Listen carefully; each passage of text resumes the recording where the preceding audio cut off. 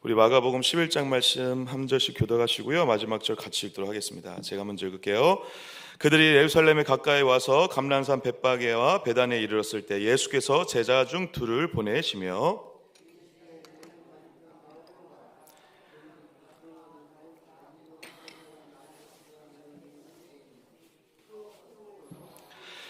만일 누가 너희에게 왜 이렇게 하느냐 묻거든 주가 쓰시겠다 하라. 그리하면 즉시 이리로 보내리라 하시니 가서 본즉 나귀 새끼가 문 앞에 거리에 메어 있는지라. 그것을 푸니 거기 서 있는 사람 중 어떤 이들이 이르되 나귀 새끼를 풀어 무엇 하려느냐 하매 예수께서 이르신 대로 말하는데 이에 허락하는지라. 나귀 새끼를 예수께로 끌고 와서 자기들의 겉옷을 그 위에 얹어 놓음에 예수께서 타시니 사람은 자기들의 겉옷을 또 다른 이들은 들에 벤 나뭇가지를 길에 펴며 왕의 앞에서 가고 뒤에서 따르는 자들이 소리 지르되 호산나 찬양하리로다. 주의 이름으로 오시는 이여 찬송을 하리로다. 오늘 우리 조상 다윗의 나라의 가장 높은 곳에서 호산나 하더라. 예수께서 예루살렘에 이르러 성전에 들어가사 모든 것을 둘러보시고 때가 이미 저물매 12 제자를 데리시고 베다니에 나가시니라. 베다니에서 나왔을 때 예수께서 시장하신지라. 멀리서 잎사귀 있는 한 무화과 나무를 보시고 그 나무에 무엇이 있을까 하여 가셨더니 가서 보신즉 잎사귀 외에 아무것도 없더라. 이는 무화과의 때가 아님이라. 말씀하시되 이제부터 영원토록 사람이 내게서 열매를 따먹지 못하리라 하시니 제자들이 이를 듣더라. 그들이 예루살렘에 들어가니라. 예수께서 성전에 들어가서 성전 안에서 매매를 하는 자들을 내쫓으시며 돈 바꾸는 자들의 상과 비둘기 파는 자들의 의자를 둘러 엎으시며 성전 안으로 지나다님을 허락하지 아니하시고 이에 가르쳐 이르시되 기록된 바 내 집은 만민이 기도하는 집이라. 칭함을 받으리라 하고 하지 아니하였느냐. 너희는 강도의 소굴을 만들었도다 하시매 서기관들이 듣고 예수를 어떻게 죽일까 하고 깨하니 이는 무리가 다 그의 교훈을 놀랍게 여김으로 그를 두려워하밀어라. 그리고 날이 저물매 그들이 성 밖으로 나가더라. 많은 것을 보고 베드로가 생각이 나서 여짜오되 라피어 보소서 저주하신 무화과 나무가 말랐나이다. 예수께서 그들에게 대답하여 이르시되 하나님을 믿어라.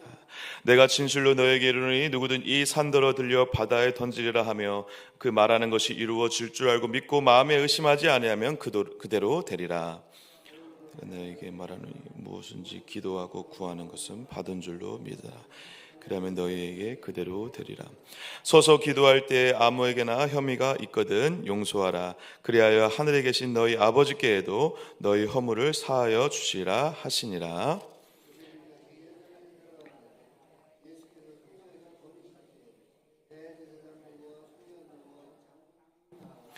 이르되 무슨 권위로 이런 일을 하느냐. 누가 이런 일 할 권위를 주었느냐. 예수께서 이르시되 나도 한 말을 너희에게 물으리니 대답하라. 그리하면 나도 무슨 권위로 이런 일을 하는지 이르리라. 요한의 세례가 하늘로부터냐 사람으로부터냐. 내게 대답하라. 서로 언어하여 이르되 만일 하늘로부터 그림을지 않느냐 할 것이니 그러면 사람으로부터 할까 하였으나 모든 사람이 요한을 참 선지자로 여김으로 그들이 백성을 두려워하는지야. 같이요.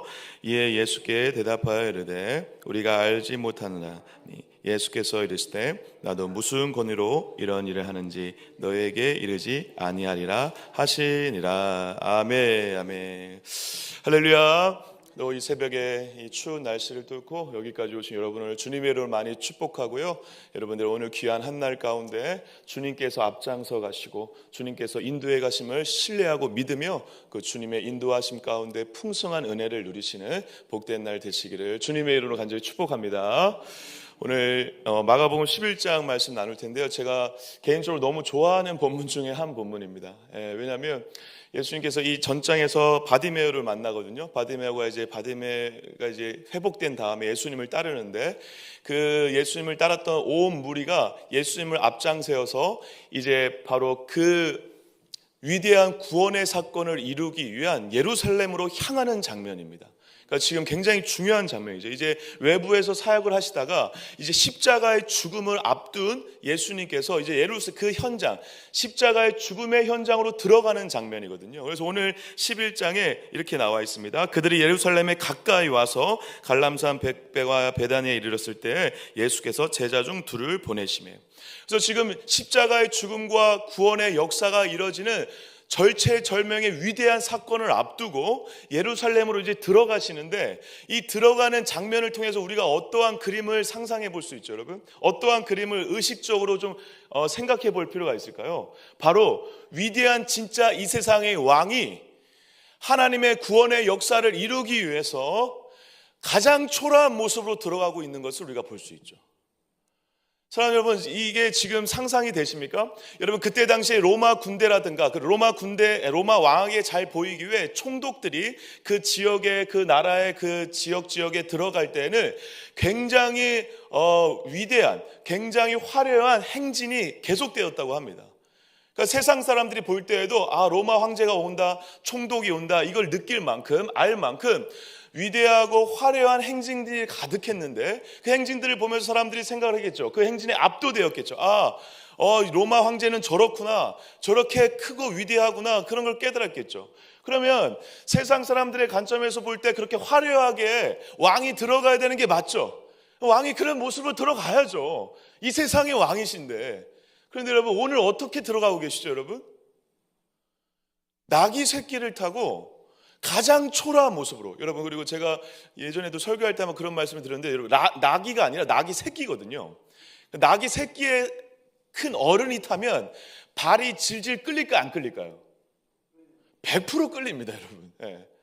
그 지금 상상을 보세요. 엄청 멋진 흰 말이라든가 큰 말을 타면서 행진하는 왕이 아니라, 그리고 로마 군대의 왕이 아니라, 그런 왕들만 봤던 사람들에게 낙이 새끼를 타고 어떤 사람이 지금 들어오는 거예요. 이걸 보면서 빌라도 총독이라든가 주변 사람들이, 세상 사람들이 비웃었겠죠. 저게 무슨 왕이냐. 혹은 이렇게 생각할 수도 있죠. 쟤네들이 그냥 왕 퍼포먼스 하는 거, 왕 행진을 흉내내거나 이렇게 놀이하는구나, 장난치는구나, 그렇게 생각했겠죠. 근데 여러분, 세상에 볼 때는 그렇게 초라하고 보잘것없는 그 시간이, 그리고 그 모습이 우리는 알고 있죠.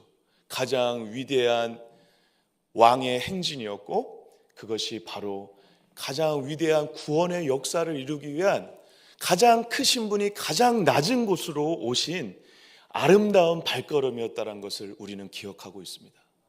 바로, 그리고 그 발걸음은 누구를 위한 발걸음이었죠, 여러분? 우리 자신을 위한 발걸음이었죠.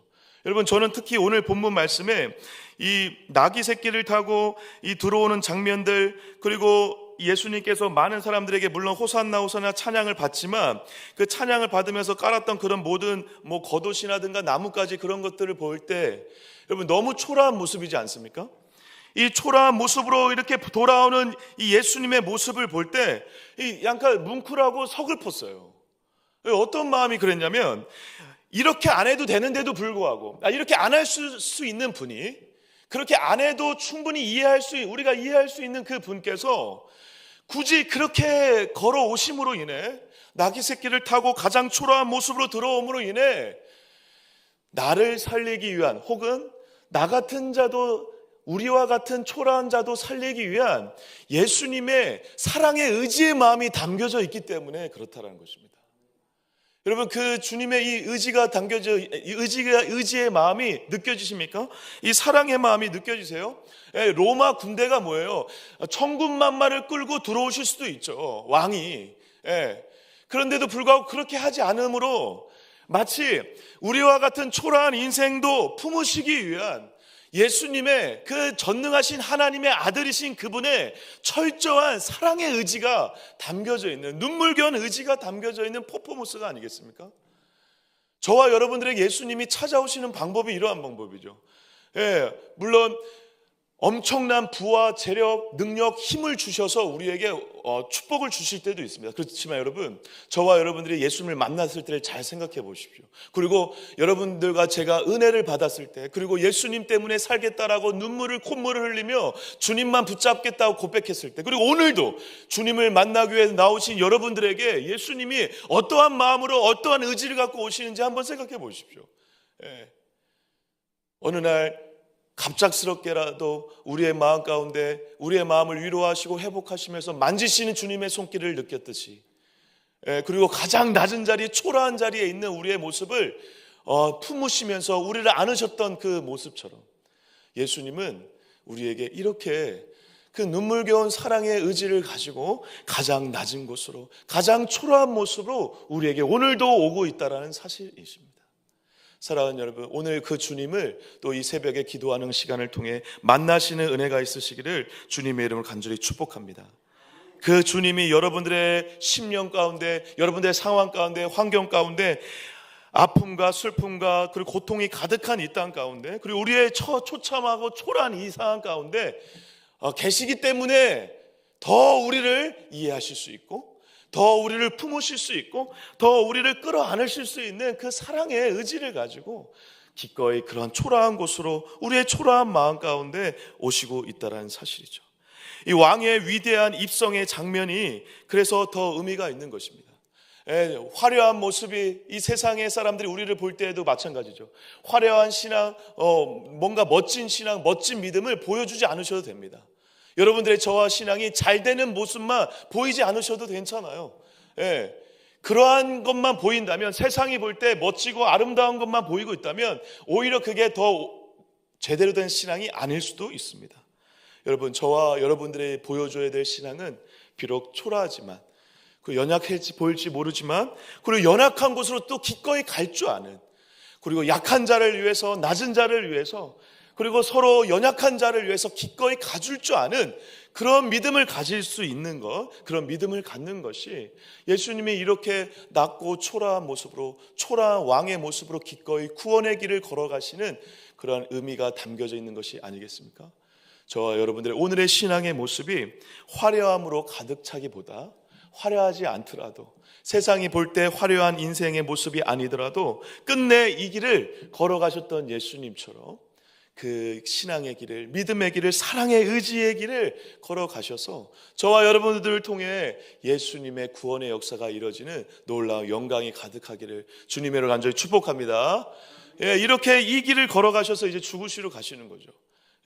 그런데 오늘 이 11장 1절부터 11절 말씀에 굉장히 중요한 어떤 흐름이 나오죠. 어떠한 흐름이죠, 여러분? 오늘 굉장히 신기한 일이 벌어지잖아요. 어떻게 합니다? 제자들에게 제자들은 어떠한 의식도 하지 못하는데 예수님이 하라는 대로 했는데 그 일이 어떻게 돼도 실제로 이루어집니다, 여러분. 그리고 그렇게 아까 말씀드린 나귀 새끼를 탄다든가 그렇게 실제로 제자들을 통해서 이루어진 그 일이 마가복음에는 잘 설명되어 있지 않지만 마태복음이나 이러한 말씀에 보면 뭐가 응했다라고 이루어지고 있죠, 여러분. 옛날에 구약의 말씀에 있었던 말씀들이 응해졌다, 이뤄졌다라고 표현을 하고 있습니다. 여러분, 예수님의 이 왕의 행진의 가장 핵심은 바로 이것입니다. 말씀대로 되는 것입니다.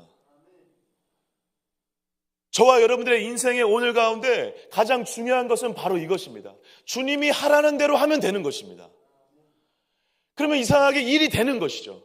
나는 모르고 그냥 했는데, 하라는 대로 말씀을 따라갔는데, 그래서 말씀을 따라 오늘 하루를 그냥 살았는데 하루 이틀 열흘 100일이 지나고 나서 보니 그 말씀대로 이루어진 일들을 보게 되는 것이죠. 할렐루야. 이게 믿음의 길이죠. 오늘 여러분 다 이해가 되지 않는 거예요. 그래서 제자들이 여러분 이해하고 갔습니까? 아닙니다. 절대 이해할 수도 없고 이해하지도 못했고, 예수님이 그렇게 시키는 일을 머리로 만약에 따졌다면 예수님 저 못해요. 어떻게 그렇게 하면 창피한 일이죠. 내 것도 아닌데 나귀 새끼 달라고 그러고 빌려달라고 이렇게 말한다는 게 얼마나 창피하고 민망한 일입니까? 근데 주님이 하라고 했죠. 이해가 돼서 한 게 아니라 하라고 했는데 하라고 한 그 일이 돼버렸죠. 진짜 돼버렸죠. 저와 여러분들의 오늘 믿음의 신앙생활에서 이 말씀을 따라간다는 것이 얼마나 위대하고 중요한 일인지를 다시 한번 우리에게 도전하는 것입니다. 사랑하는 여러분, 예루살렘에 도착하신 후 이제 죽음의 길을 가야 되는데 제자들은 다, 세상 사람들도 마찬가지, 제자들도 이해하지 못했습니다. 아무도 이해하지 못했어요. 아무도 알지도 못했습니다. 그런데 그냥 제자들을 데리고 가세요. 구체적으로 다 설명하고 알려주기보다, 그리고 그냥 데리고 가시고 명령하세요. 그리고 함께 가시죠. 사랑하는 여러분, 우리는 충분히 알기 때문에 그 길을 가는 것이 아니라 예수님이 계시고 예수님이 말씀하시기 때문에 가는 것입니다. 그게 믿음인 줄 믿습니다.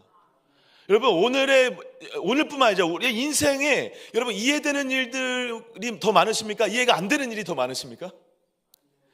그게 정상이십니다. 그럼 잘 살고 계신 거예요. 모든 게 다 이해되고 다 안다. 여러분, 그거 엄청 위험한 것입니다. 어떻게 우리가 하나님의 그림 속에 살고 있는데, 하나님의 그림 속에 점도 안 되는 인생을 살고 있는데 어떻게 모든 것을 이해할 수 있겠습니까?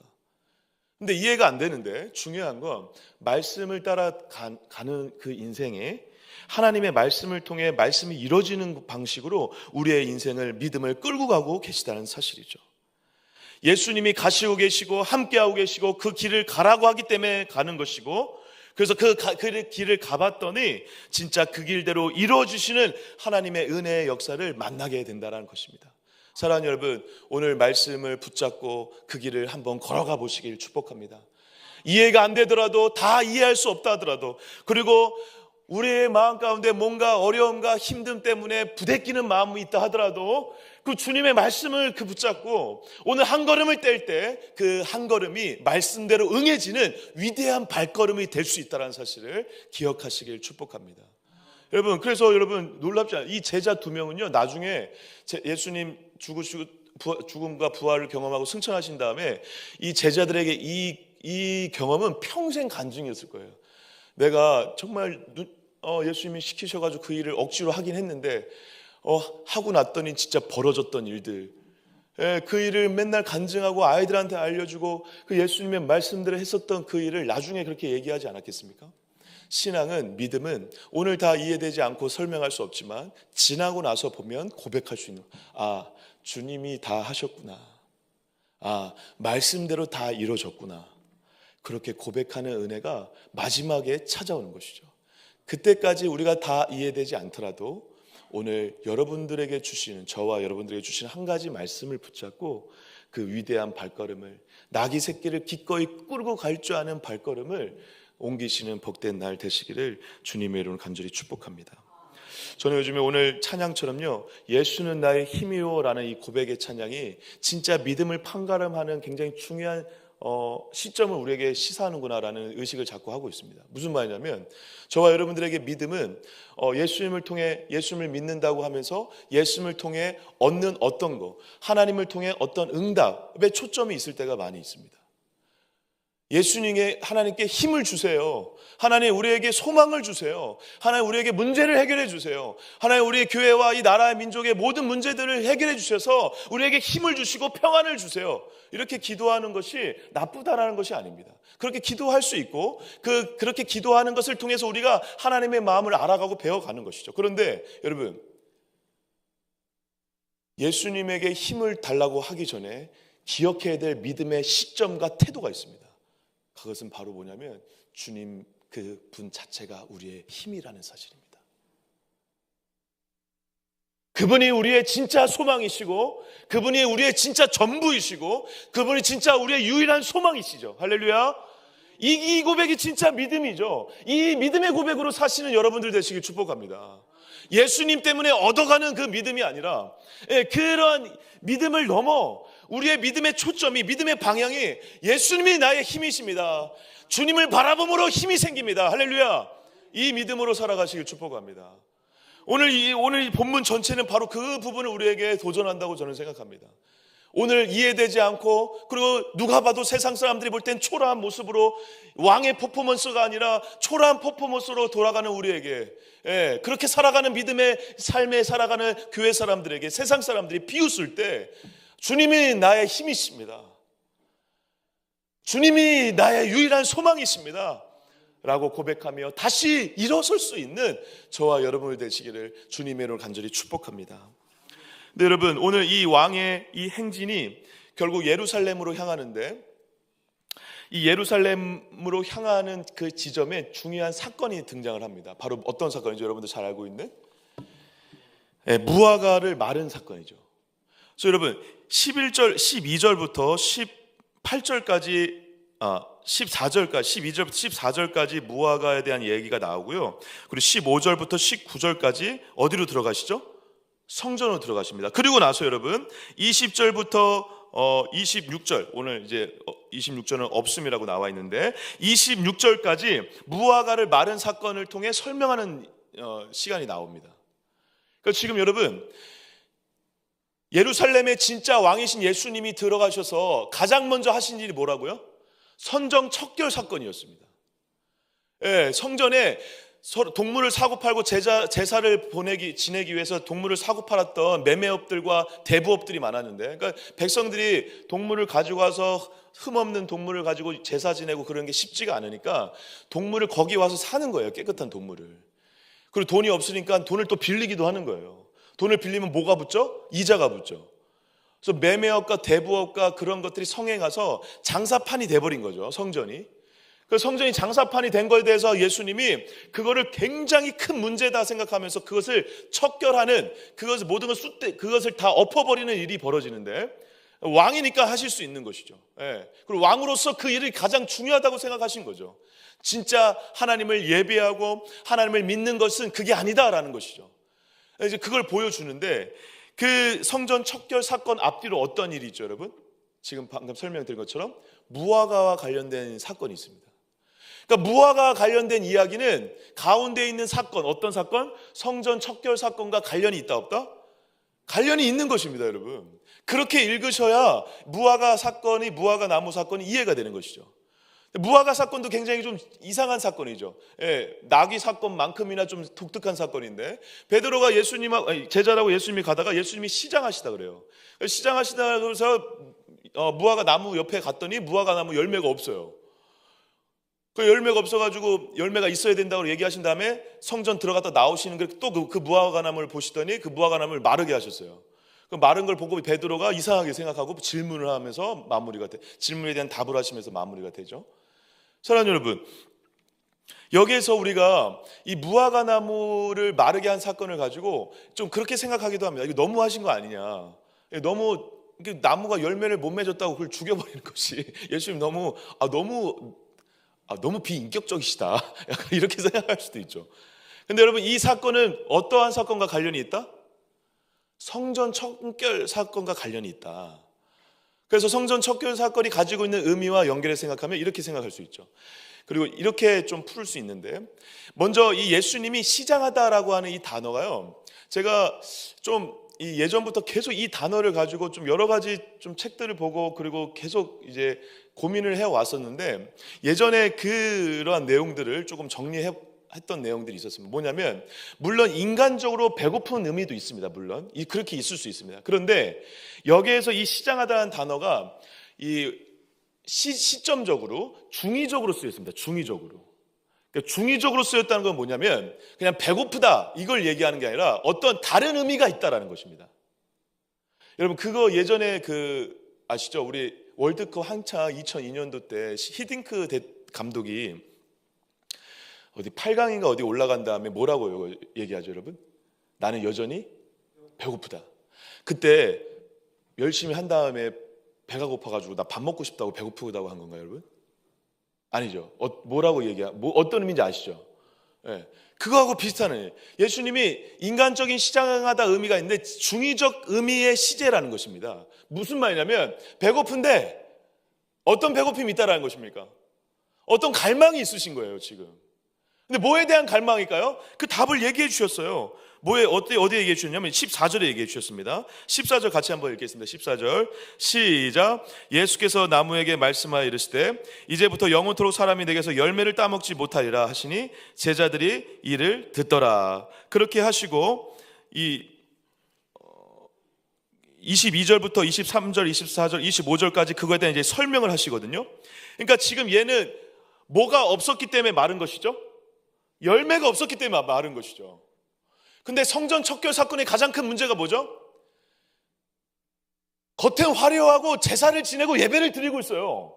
입이 무성해요. 근데 뭐가 없을까요, 여러분? 열매가 없는 거예요. 무슨 열매가 없을까요? 믿음의 열매가 없는 거예요. 여러분, 우리의 예배도 그럴 때가 많이 있죠. 퍼포먼스도 좋고 너무도 화려하고 너무도 찬양도 좋고 다 좋아요. 그런데 우리가 이 예배가, 이 제사가 우리의 신앙의 삶의 모습이 열매가 없어요. 그러면 여러분, 입만 풍성한 무화과 나무나 다름없다라는 것입니다. 예수님이 지금 그 얘기를 하고 싶은 거예요. 입은 풍성한데 열매가 없는 거예요. 그래서 화려한 건 있는데, 화려한 예배는 있는데 너네들의 이 성전에는 진짜 하나님을 향한 믿음이 없다. 그래서 그 믿음을 언제 얘기하시죠? 21절 22절 제가 읽을게요. 21절 22절입니다. 베드로가 생각이 나서 여쭈어야되 랍비여 보소서 저주하신 무화과 나무가 말랐나이다. 예수께서 그들에게 대답하여 이르시되 누굴 믿으라? 하나님을 믿으라. 너네들은 지금 제사를 열심히 드리고 예배를 드린다고 하면서 누굴 실제로 믿지 않고 있는 것이다? 하나님을 믿고 있지 않은 것이다. 하나님을 제발 믿어라. 하나님을 믿으면 열매가 나올 수밖에 없죠. 할렐루야.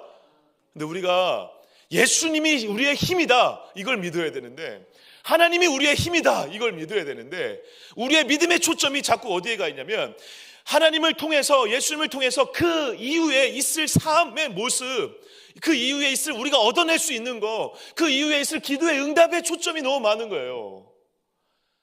사랑하는 여러분, 저와 여러분들 오늘 뭐 때문에 사세요?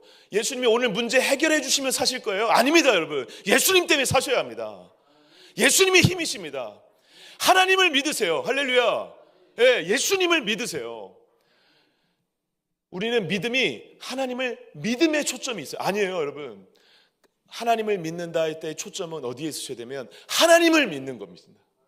예수님을 믿는 것입니다. 우리의 믿음이 큰 게 중요한 게 아닙니다.